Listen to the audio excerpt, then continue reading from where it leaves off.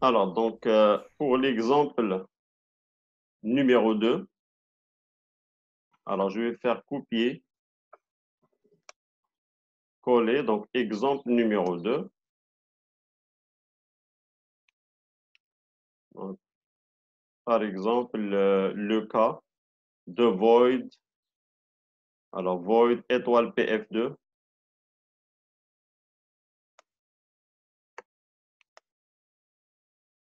On a la fonction message, void message.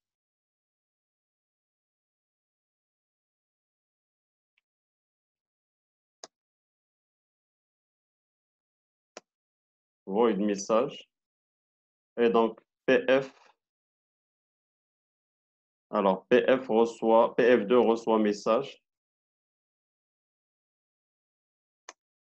PF2 reçoit message. Ou PF2 reçoit adresse de message. Voilà. Bien sûr, ici, j'ai dit que les deux sont valables.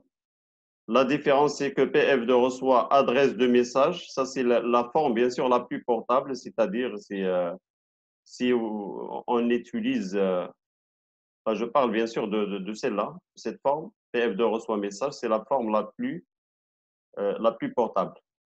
C'est-à-dire, elle marche bien sous presque tous les compilateurs. Et donc, PF2 reçoit adresse message. Ça, c'est la forme, bien sûr, la plus cohérente, on dit. Puisque d'après ce qu'on a vu pour les pointeurs, si vous voulez, par exemple, euh, déclarer un pointeur qui pointe vers une variable, ça, je parle de l'initialisation d'un pointeur, on utilise l'opérateur et commercial. Donc, par exemple, le pointeur P reçoit adresse de A, adresse de B, etc. Et donc, ça, c'est bien sûr la forme généralement qu'il faut utiliser pour l'initialisation d'un pointeur. Et bien sûr, moi, je vous propose d'utiliser la forme suivante. PF2 reçoit directement le nom de la méthode, le nom de la fonction, plutôt. Alors, il y a aussi la possibilité de créer des tableaux de pointeurs de fonctions. Tableau de pointeurs de fonctions. Je vais vous donner un exemple. Je vais effacer tout ça. Donc, cas de tableau de pointeurs de fonctions. Par exemple, je vais développer trois ou bien quatre fonctions. Donc, int sum, donc int a virgule int b. Et donc, ici, retourne a plus b. Alors, soustraction. Et donc, ici, retourne a moins b. Multiplication. A fois b. Division. Retourne a divisé par b. Et donc, on va déclarer ici un tableau de pointeurs de fonctions. Regardez comment procéder. Alors, int étoile. Donc, étoile, c'est un tableau de pointeurs. Donc, par exemple, TPF, étoile TPF, de quatre éléments. Dans chaque élément, donc c'est un tableau dont chaque élément est un pointeur. Et donc, tous les éléments vont pointer vers des fonctions ayant le même profil. Et donc, int, pour tous les, bien sûr, les éléments du tableau des pointeurs. Et donc, par la suite, TF, si vous voulez, de 0 reçoit somme. TF de 1 reçoit soustraction.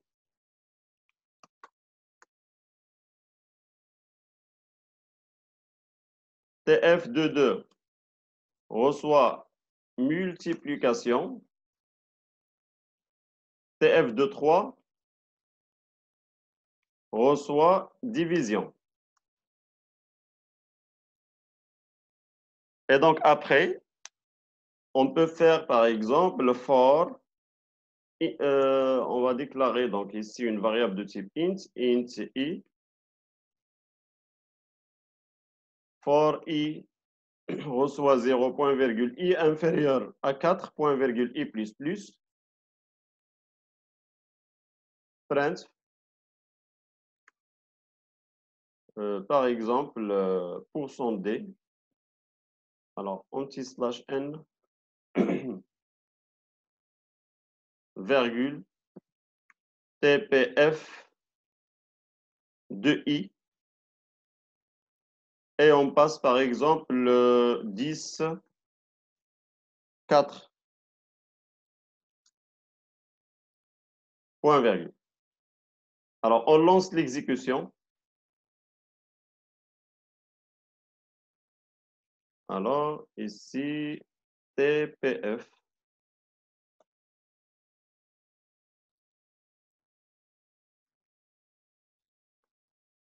Voilà le résultat.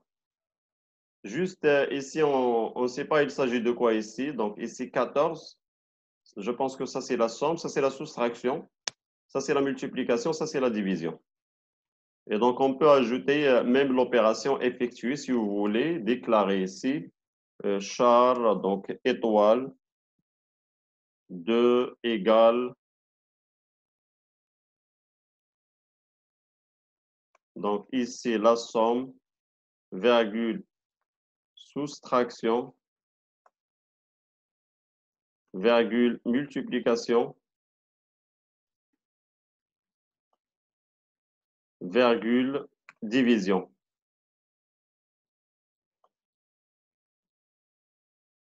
Alors ici, il nous reste la taille. Et donc ici, on va vérifier quelle est la chaîne de caractères la plus longue. C'est la multiplication. Alors 1, 2, 3, 4, 5, 6, 7, 8, 9, 10, 11, 12, 13, 14, plus le caractère de fin de chaîne. Et donc, c'est 15. C'est 15. Alors ici, char. Alors, il nous reste aussi le nom. Donc, opération, par exemple. Char. Étoile hop de 15. Voilà. Et donc, maintenant, je peux, par exemple, afficher pour son S. Et donc, ici, hop de I. Ça n'a aucune relation avec pointeur de fonction. Ça, c'est juste pour afficher le nom de l'opération qui correspond à la valeur affichée. Voilà, donc somme 14, soustraction 6, multiplication 40, division 2.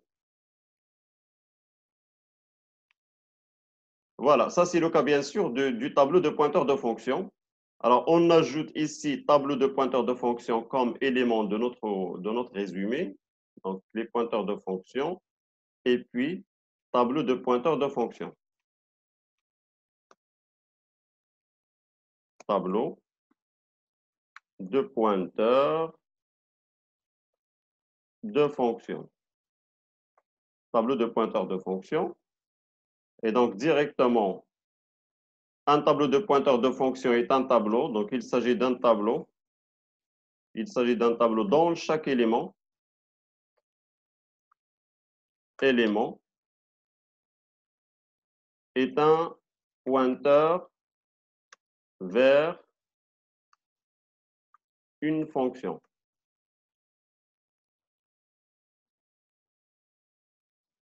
Voilà. Alors, par exemple, ça c'est juste la définition. Alors maintenant, l'exemple.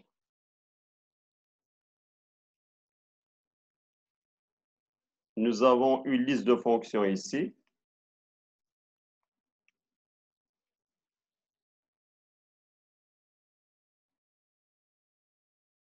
La liste des fonctions.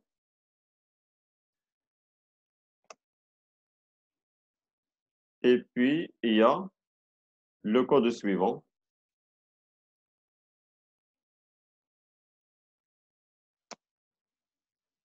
Non, ici.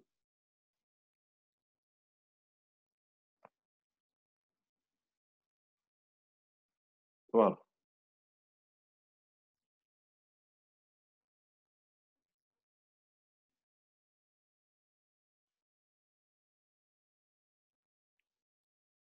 Voilà, donc ça c'est pour le tableau de pointeur de fonction. Est-ce qu'il reste quelque chose? Donc, pointeur de fonction. Alors, il y a la possibilité, comme on le fait en C#, alors il y a la possibilité d'utiliser un pointeur de fonction comme étant un paramètre d'une fonction. Pointeur de fonction, paramètre d'une fonction. Alors d'abord, avez-vous des questions?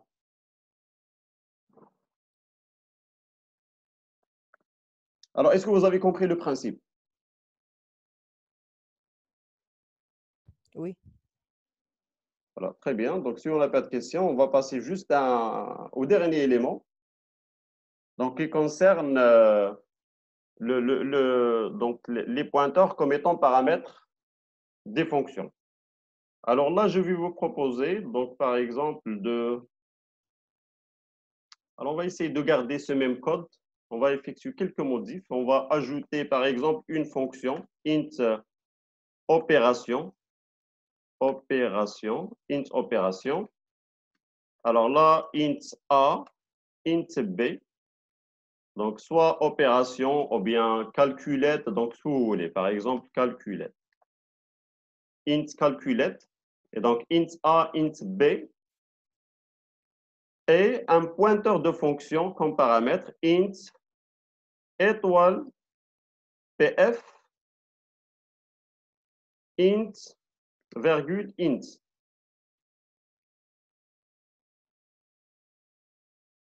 Cette fonction, qu'est-ce qu'il va retourner? Retourne quoi? Qu'est-ce qu'il va retourner? La somme produit. Alors là, PFAB. très bien. PFAB. Il va retourner PFAB.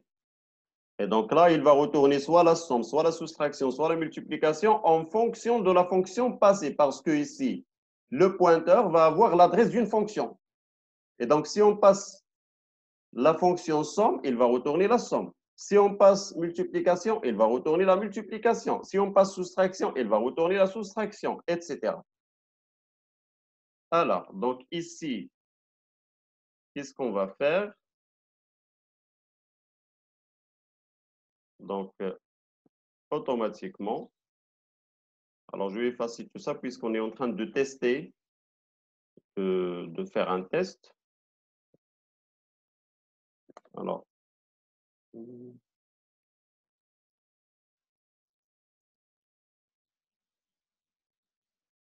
Alors, on va vérifier une chose, on va garder ce code. Donc ici, on a somme, soustraction, donc division, multiplication, très bien, soustraction, division. Alors, on va effacer ce code. Effaçons ce pointeur de fonction, ce tableau de pointeur de fonction. Donc ici, for i reçoit 0 et inférieur à 4, etc. Et donc là, op de i, ici, l'appel à la fonction calculette. Calculette, qui attend par exemple 10, donc deux valeurs, 10, 5 de valeur entière, et puis après, un pointeur de fonction. Et donc, je vais passer ici, op de i. Op de i. C'est-à-dire, je vais passer le nom de la fonction. Alors, on lance l'exécution. Qu'est-ce qu'il nous a donné ici? Alors non, il dit qu'il attend une adresse. Il n'a pas accepté ça. Alors, on remplace op de i par somme, par exemple, et on lance l'exécution. Voilà, ça fonctionne. Et donc là, on va effacer la boucle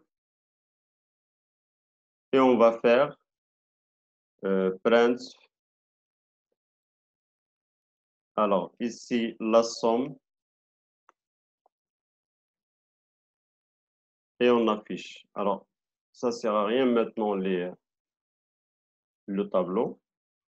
Je lance l'exécution. Voilà, la somme est 15. Alors, si on passe, par exemple, multiplication, voilà le résultat. Donc là, il faut remplacer seulement la somme par multiplication, etc.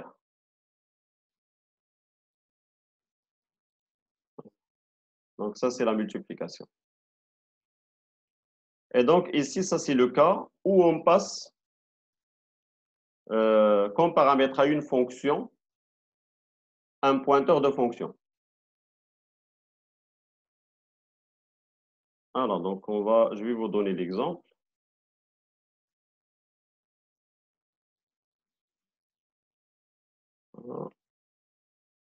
Alors, bien d'abord le titre qui concerne les tableaux ou bien le pointeur de fonction utilisé comme paramètre d'une fonction. Alors, pointeur de fonction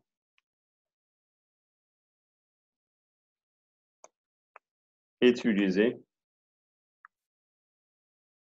comme paramètre d'une fonction. Voilà, donc je vous donne directement l'exemple. Insert. Et je vais clôturer bien sûr, par cet exemple. Voilà, alors non. Alors je reviens. CTRL-C. CTRL-V.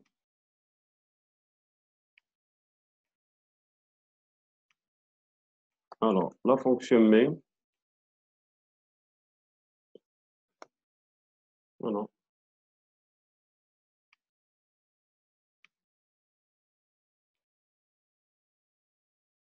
Voilà. Alors, avez-vous des questions?